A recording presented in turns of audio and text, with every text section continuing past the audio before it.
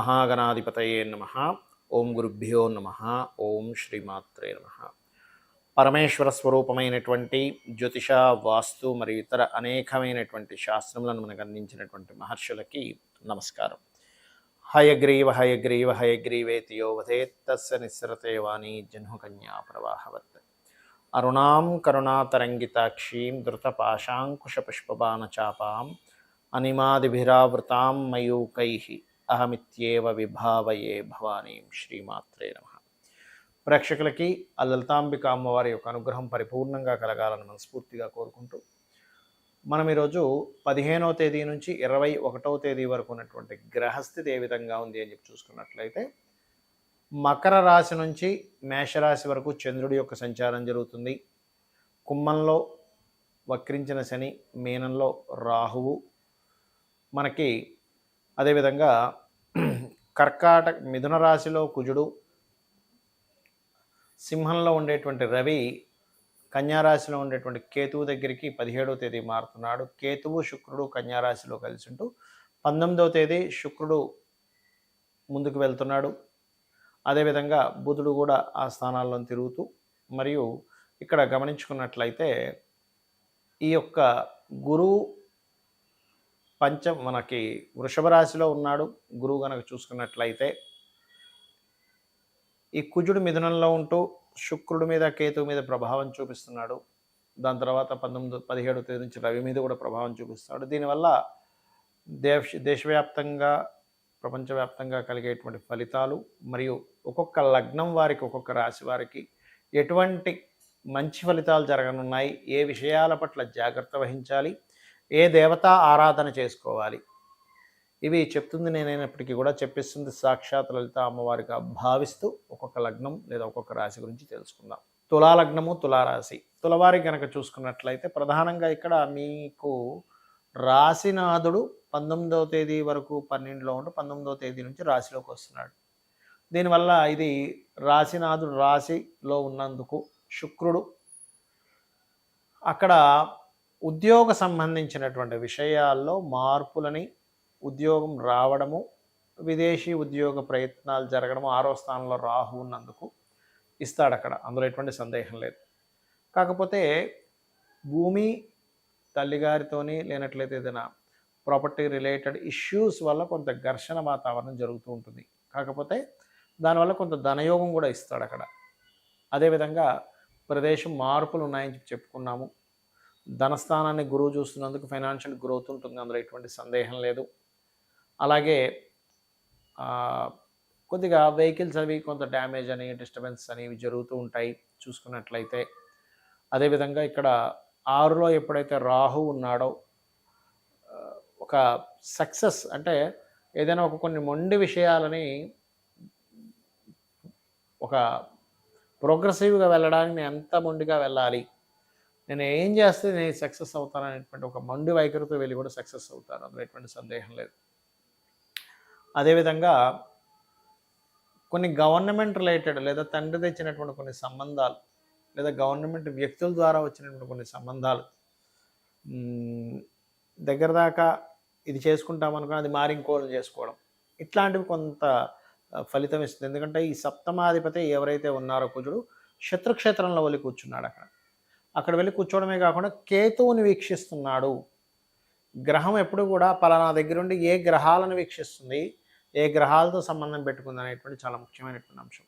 అయితే ఇలా ఉన్నప్పుడు సర్వసాధారణంగా రెండవ వివాహం కోసం ప్రయత్నం చేసే వాళ్ళు ఉంటారు. మొదటి వివాహం ఏదో కారణం చేత డిస్ప్యూట్స్ వచ్చి విడిపోవడాలు జరుగుతున్నప్పుడు రెండవ వివాహానికి దారితీస్తూ ఉంటుంది.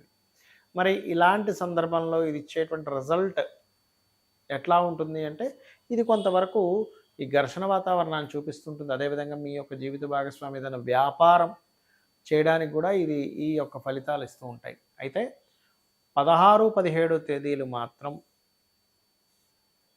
కొంత ఈ సంతాన సంబంధించినటువంటి విషయాలు, రాజకీయ సంబంధించిన నిర్ణయాల విషయాల్లో కొంత జాగ్రత్తగా ఉండండి. ఈ 16, 17 తేదీలు వీలైతే ఏదైనా హోమగుండం, హోమ సంబంధించిన వాటి దగ్గరికి వెళ్ళి మీరు అక్కడ కూర్చొని కొంతసేపు అక్కడ స్పెండ్ చేయండి. లేనట్లయితే హోమం ఎక్కడైనా జరుగుతుంది, మీ వంతు ఏదైనా అక్కడ సహాయం చేయండి. సమిదలో లేకపోతే నెయ్యనో లేకపోతే ఇంకేదైనా సామాగ్రి, హోమ సామాగ్రి అనో చేసినట్లయితే కొన్ని విషయాలు తప్పుడు నిర్ణయాలు తీసుకోవడం వల్ల జరిగేటువంటి తప్పిదాలు జరగకుండా ఉంటాయి. కేవలం గోచారమే కాకుండా మీ యొక్క జన్మజాతకంలో కూడా గ్రహాల యొక్క స్థితిని చూసుకోవాలి ఎప్పుడు కూడా. అంటే మీకు ప్రస్తుతం నడుస్తున్న మహాదశ ఏమిటి, అంతర్దశ ఏమిటి? మహాదశ, భుక్తి, అంతర్దశలు 3 ఉంటాయి. మహాదశ, భుక్తి, అంతరము, ప్రత్యంతరము, సూక్ష్మదశ, ప్రాణదశ అని ఇలా మొత్తం 5-6 స్టేజ్ దాకా ఉంటాయి. అందులో పర్టికులర్గా మహాదశ, భుక్తి, అంతర్దశ ప్రధానం. అందులో మహాదశ ఇంకా మెయిన్ రోల్ ప్లే చేస్తూ ఉంటుంది. చాలామంది తెలియక ఏలినాడు శని వచ్చింది, లేకపోతే నాకు సర్పదోషం ఉంది, వీటి మీదే కాన్సన్ట్రేషన్ ఎక్కువ చేస్తుంటారు. కాల సర్పదోషం ఉంది అని కాదు. అవకెత్తు అయితే అవి కొంతవరకు ప్రభావం చూపిస్తే అసలు మీకున్న లగ్నం నుంచి ఏ స్థానంలో ఉండేటువంటి మహాదశ నడుస్తుంది, అది ఎటువంటి రిజల్ట్ ఇస్తుంది, అది మెయిన్గా పట్టుకోవాలి. అంటే ఎలాగంటే చూడండి, ఇప్పుడు మనం ఒక దగ్గరికి వెళ్తున్నాం, ఫలానా ప్రాంతానికి వెళ్తున్నాం, హిమాలయాలకే వెళ్తున్నాం అనుకోండి, బాగా మంచున్న ప్రదేశానికి వెళ్తున్నాం. మనం ఏం చేస్తాం, బాగా మంచు ఉంటుంది కాబట్టి స్వెటర్లు వేసుకొని వెళ్ళాలి, అక్కడ కొంచెం వేడిని పుట్టేటువంటి ఆహారాలు తీసుకుంటుండాలి.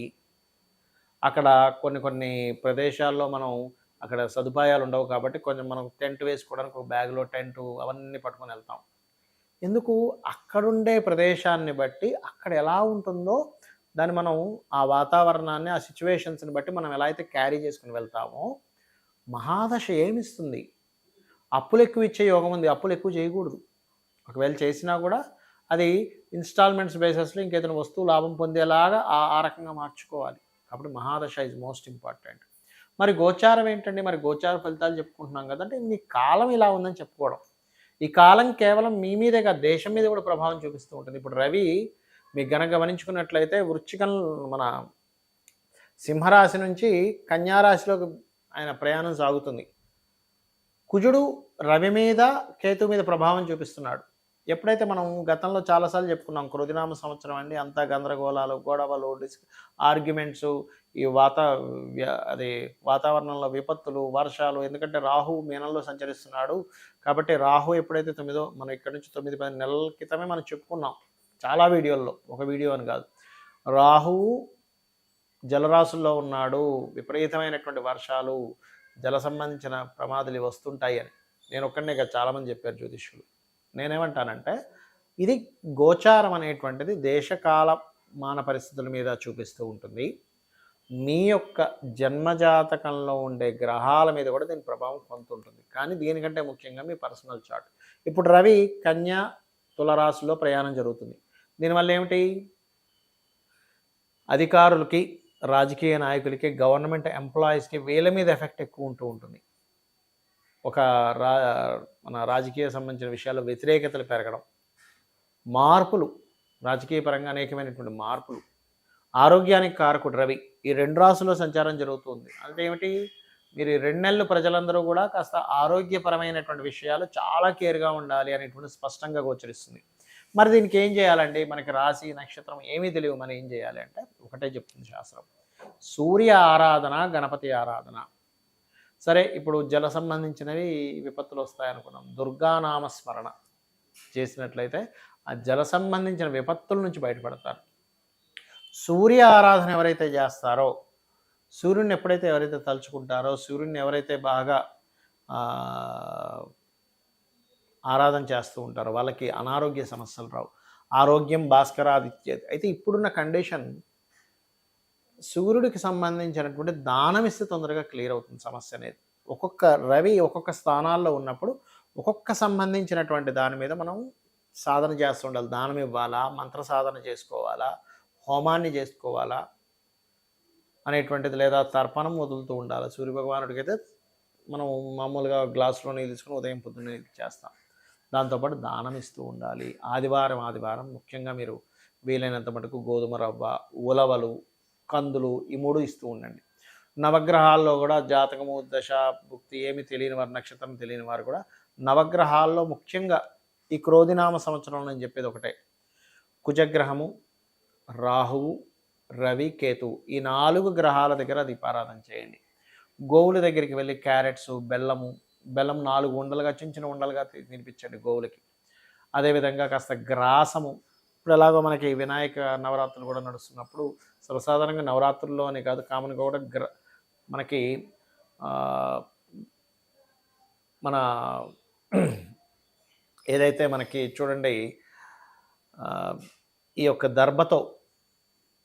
దర్భ ఆసనం వేసుకొని ముఖ్యంగా గమనించుకున్నట్లయితే గణపతికి మనం ఈ నవరాత్రులు చేసేటువంటివి ఏవైతే ఉపచారాలు చేస్తూ ఉంటాం రకరకాల పత్రులతోని గరికతోని, ముఖ్యంగా శాస్త్రంలో గరికతో ఆరాధన మీకు ఉన్నటువంటి ఇబ్బందులన్నీ తగ్గిస్తుంది. యూనివర్సల్గా కూడా ఇప్పుడు కేతు ఎప్పుడైతే కన్యా రాశిలో సంచరిస్తున్నాడో మనం చెప్పుకున్నాం. కాబట్టి భూములకు సంబంధించిన విషయంలో కొంత ఫ్లక్చువేషన్స్ ఏర్పడతాయి. ల్యాండ్ రిలేటెడ్ సంబంధించిన విషయంలో కొంత స్ట్రక్ అనేటువంటిది ఉంటుంది, ఆగుతుంటుంది అని. అదే రకంగా మనకు కనబడుతూ ఉంది. కాబట్టి ఏమిటి, ఎవరైనా ల్యాండ్ కొంటున్నారు, అది ఎంతవరకు గ్రోత్ ఉంటుంది, ఎంతవరకు తగ్గుతుంది అనేటువంటిది చూసుకోవాలి. అయితే ఫైనల్గా ఏంటంటే ఇప్పుడు ఉండేటువంటి కాలమాన పరంగా, గోచార గ్రహాల పరంగా ఈ రెమెడీస్ చేసుకుంటూ కాస్త గోసేవ చేసుకోవడము, నిత్యము ఏదో ఒక దేవత, మీ ఇష్టమైనటువంటి దేవత ఆరాధన కనుక చేసుకున్నట్లయితే ఖచ్చితంగా బాగుంటుంది.